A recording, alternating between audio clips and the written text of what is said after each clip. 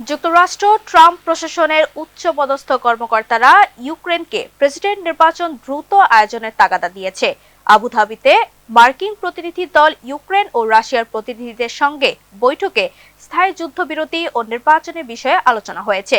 Russia শুধু নির্বাচিত সরকারের সঙ্গে যুদ্ধবিরতি চুক্তি করবে বলে জানিয়েছে।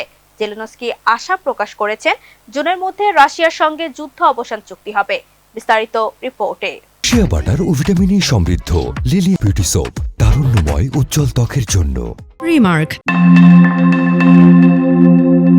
ইউক্রেনকে দ্রুত নির্বাচনের আয়োজন করতে চাপ দিচ্ছে ট্রাম্প প্রশাসন। ডোনাল্ড ট্রাম্পের নেতৃত্বাধীন প্রশাসনের দুই উচ্চপদস্থ কর্মকর্তা বিষয়টি নিশ্চিত করেছেন, দাবি রয়টার্সের।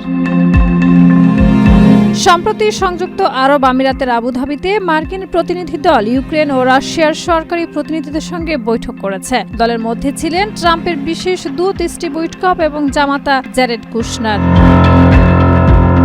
বৈঠকে রাশিয়া ও ইউক্রেনের মধ্যে স্থায়ী সংঘাত বিরতি এবং ইউক্রেনের প্রেসিডেন্ট নির্বাচনের বিষয়ে আলোচনা হয়েছে। এক কর্মকর্তা রয়টার্সকে বলেছেন, আমরা ইউক্রেনের প্রতিনিধিদের বলেছি দ্রুত এই সংঘাত শেষ করতে হবে, সময় কম। ইউক্রেনের প্রেসিডেন্ট ভলোদিমির জেলেনস্কির দপ্তরের সঙ্গে যোগাযোগ করা হলেও কোনো মন্তব্য পাওয়া যায়নি। জেলেনস্কি 2019 সালে নির্বাচিত হন এবং তার সাংবিধানিক মেয়াদ 2024 সালে শেষ হয়েছে। তবে সামরিক শাসনের মাধ্যমে তিনি ক্ষমতায় রয়েছেন। রাশিয়ার প্রেসিডেন্ট ভ্লাদিমির পুতিন বারবার জানিয়েছেন মস্কো কেবল নির্বাচিত সরকারের সঙ্গে সংঘাত বিরতি চুক্তি করবে। জেলেনস্কি যদি নির্বাচনে জয়ী হন, মস্কোর সঙ্গে কোনো বাধা থাকবে না। বৈঠকের পর জেলেনস্কি জানিয়েছেন আগামী জুনের মধ্যে রাশিয়ার সঙ্গে যুদ্ধ অবসান চুক্তি হবে বলে আশা করছেন।